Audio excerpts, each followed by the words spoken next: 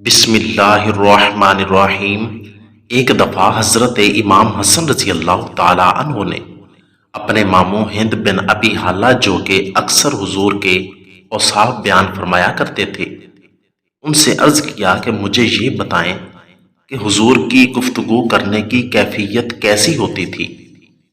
انہوں نے فرمایا کہ حضور ہر وقت آخرت کے غم میں مشغول رہتے تھے اور ہر وقت اللہ رب العزت کی ذات و صفات اور امت کی سوچ میں رہتے تھے۔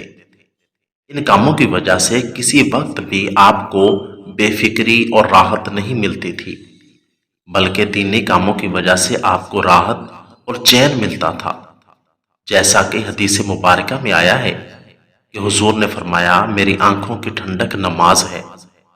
زیادہ تر حضور خاموش رہتے اور بلا ضرورت گفتگو نہ فرماتے تھے۔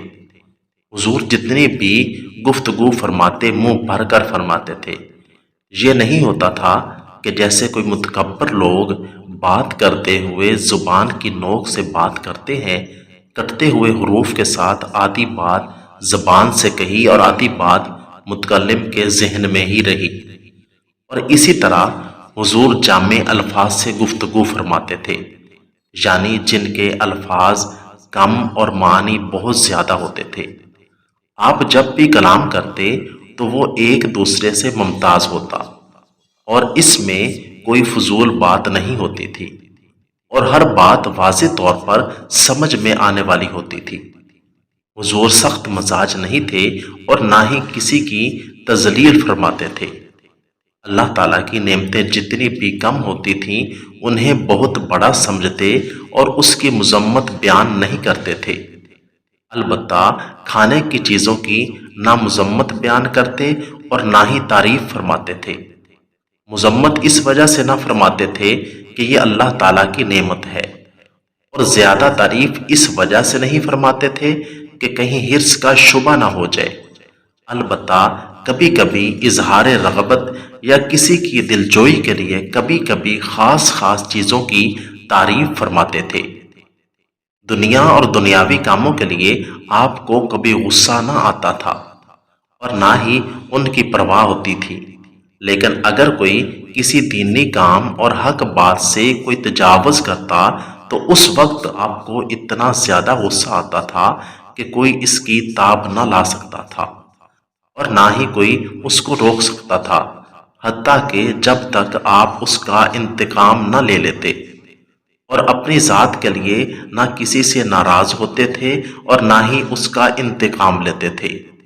حضور جب کسی وجہ سے کسی کی طرف اشارہ فرماتے تو پورے ہاتھ سے اشارہ فرماتے تھے، صرف انگلی سے اشارہ نہ فرماتے تھے۔ بعض علماء نے اس کی یہ وجہ بیان فرمائی ہے کہ انگلیوں سے اشارہ کرنا تواضع کے خلاف ہے، جس کی وجہ سے اشارہ کرنا ہو تو پورے ہاتھ سے فرماتے تھے۔ اور بعض علماء نے یہ بھی بیان فرمایا ہے کہ حضور کی عادت شریفہ انگلی سے توحید کی طرف اشارہ فرمانے کی تھی، جس کی وجہ سے اللہ کے علاوہ کسی کی طرف انگلی کا اشارہ نہ فرماتے تھے۔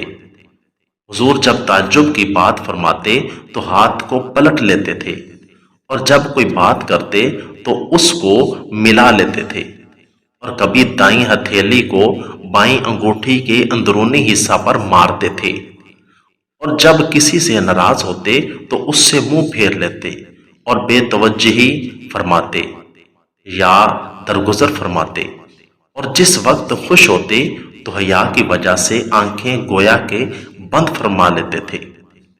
حضور کی ہنسی مبارک اکثر اوقات تبسم کی صورت میں ہی ہوتی تھی، اور اس وقت حضور کے دندان مبارک اولے کی طرح چمکدار سفید ظاہر ہوتے تھے۔ سبحان اللہ، اللہ اکبر، یہ تھے صحابہ کرام جنہوں نے حضور کے ایک ایک عمل کو، ایک ایک ادا کو محفوظ کر کے امت پر بہت بڑا احسان فرمایا۔ اللہ تعالی ہمیں صحابہ و اہل بیت کے نقش قدم پر چلنے اور ان کا ادب و احترام کرنے کی توفیق عطا فرمائے، آمین ثم آمین۔ اگر آپ کو میری یہ ویڈیو اچھی لگی ہو تو ویڈیو کو لائک، چینل کو سبسکرائب اور ساتھ دیے گئے بیل آئیکن کے بٹن کو ضرور دبا دیں تاکہ ہماری آنے والی ہر ویڈیو آسانی کے ساتھ سب سے پہلے آپ تک پہنچ سکے۔ شکریہ، والسلام۔